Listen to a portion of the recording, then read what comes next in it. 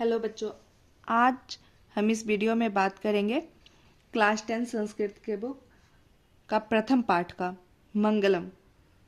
मंगलम का अर्थ होता है कल्याणकारी। उपनिषद वैदिक वाङ्मयस्य अन्तिमे भागे दर्शनशास्त्रस्य सिद्धान्तान् प्रकटयन्ति। उपनिषद वैदिक साहित्य के अंतिम भाग में दर्शन शास्त्र के सिद्धांतों को प्रकट करते हैं।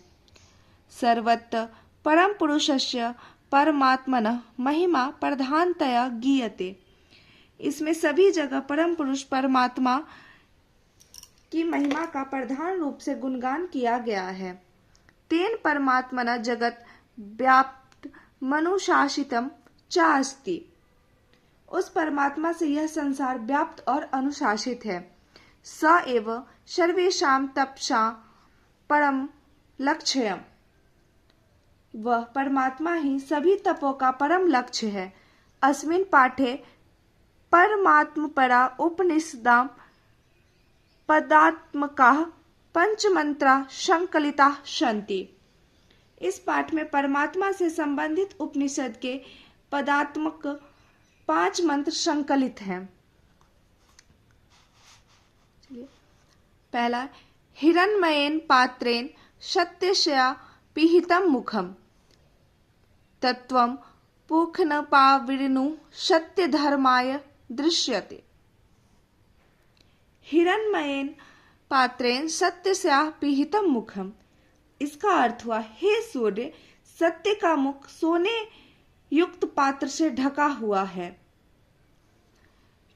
तत्व पूषणपाविर्नु सत्यधर्माय दृष्टये। तब सत्य रूपी धर्म की प्राप्ति के लिए मोह माया को त्याग दो, अर्थात उस सोने रूपी मुख को खोल दो। यह उपनिषद के यह मंत्र ईशावास्य उपनिषद से लिया गया है। दूसरा है आपका अनोरणीयान महतो महीयान आत्मास्य जंतो निर्हितो गुहायाम। प्राणी के हृदय रूपी गुफा में विद्वान यह आत्मा अणु से भी सूक्ष्म तथा महान से भी महान है। तम क्रतु पश्यति वीतशोको धातु प्रसादन महिमान मात्मनः। कामना रहित यानी संतोषी मनुष्य अपनी इंद्रियों के प्रसाद से ही आत्मा की उस महिमा को देख लेता है और शोक रहित हो जाता है। यह उपनिषद आपका कठोर उपनिषद से लिया गया है, जिसमें आत्मा के महत्व का वर्णन है। सत्वमेव जयते नानिर्तम सत्येन पंथा विततो देवयानः। येना कर्मन्तयोश्चयो हाप्तकामः यत्र तत्र सतस्य परम निधानम। सत्यमेव जयते नानिर्तम।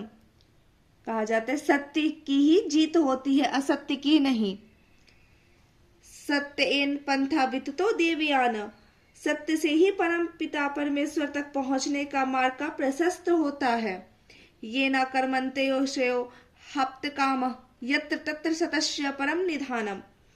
तभी कामना प्राप्त ऋषि लोग अवश्य ही सत्य से परमात्मा के उस श्रेष्ठ स्थान को प्राप्त करने का प्रयास करते हैं, जहां सत्य का मूल रूप अर्थात परम भंडार है। यह उपनिषद आपका मुंडक उपनिषद से लिया गया है, जिसमें सत्य को उत्तम खजाना कहा गया है। चौथा श्लोक है आपका यथा नदः सयद्मानः समुद्रे स्तम गच्छन्ति नाम रूपे विहाय।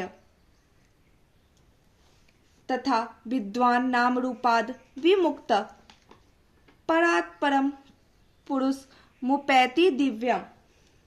जिस प्रकार निरंतर बहती हुई नदियां अपने नाम व रूप अर्थात सत्व स्वरूप को त्याग कर समुद्र में विलीन हो जाती है, उसी प्रकार विद्वान पुरुष अपने नाम व रूप से विमुक्त होकर परमपिता परमेश्वर के दिव्य प्रकाश में विलीन हो जाते हैं। अब आपका 5वां श्लोक है वेदा मेतम पुरुषम महातम आदित्य वर्णम तमस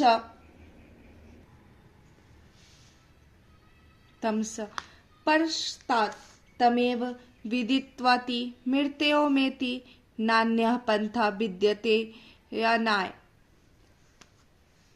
मैं अज्ञान रूपी अंधकार का विनाश करने वाला आदित्य वर्ण यानी सूर्य जैसे श्रेष्ठ पुरुष को जान गया हूँ।